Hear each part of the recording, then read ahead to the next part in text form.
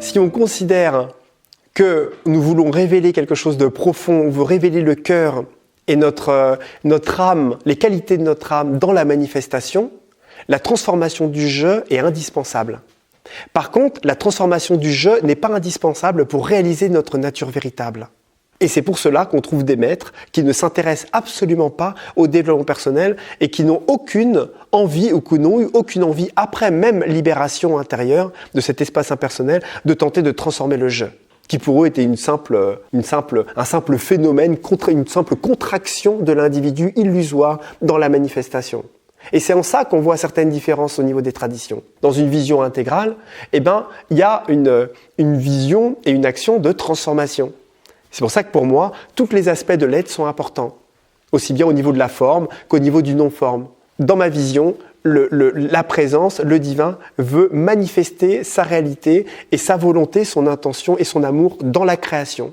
Et pour ça, il doit passer et l'incarner dans les cellules du corps, dans les parties les plus incarnées de la conscience. Donc le je et le moi.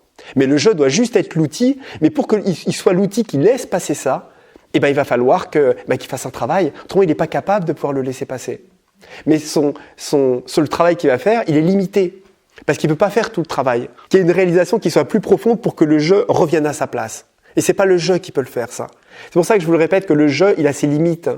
C'est pour ça que si on fait du développement personnel toute sa vie, à un moment, on s'en sort pas, on comprend pas en fait. C'est pour ça qu'il faut qu'il y ait un équilibre entre le développement spirituel et personnel. Parce que si on fait que du développement personnel, entre parenthèses, on pense que c'est le je qui va, en travaillant que sur le je, que quelque chose va pouvoir avoir lieu.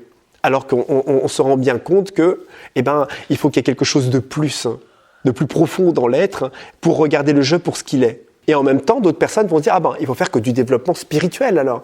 Comme ça, au moins, on va se rendre compte de la nature du je. Et en même temps, oui, mais dans une vision intégrale, pas forcément. Non, on va dire. Parce que si on compte que la nature de l'esprit et on compte que s'extraire et réaliser la nature du je, c'est pas pour autant qu'on prend en considération la partie manifestée de la conscience et que véritablement on rentre dans une transformation de l'être.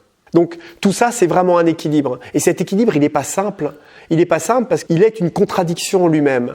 Et il est une contradiction pour toutes les personnes qui sont reliées à une tradition ou à une religion ou à une pratique quelle qu'elle soit. Parce que selon la tradition à laquelle ils sont reliés, cette vision n'est pas vue pareille. Et si on regarde, le Dzogchen, le Zen, le tantrisme, le Vedanta, etc., on regarde un petit peu toutes les traditions, on va dire, qu'on peut connaître, et il y en a une quantité. Si on regarde, on se rend compte qu'elles n'avaient pas toutes les mêmes objectifs et qu'elles n'avaient pas toutes la même importance sur tel ou tel espace à réaliser.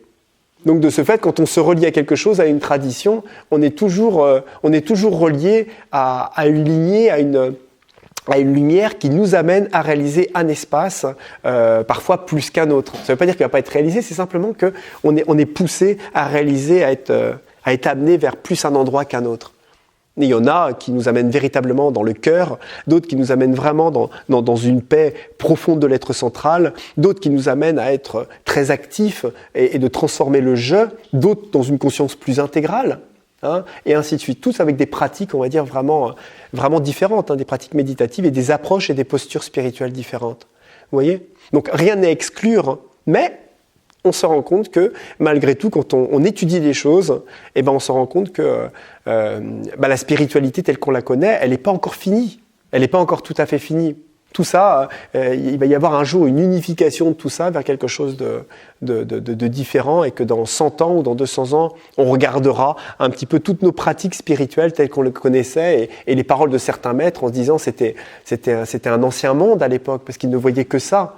Et c'était pas de la faute des maîtres, c'est simplement que la vibration de la planète aujourd'hui, ce qui est possible de réaliser et ce qui peut éclore, est différent.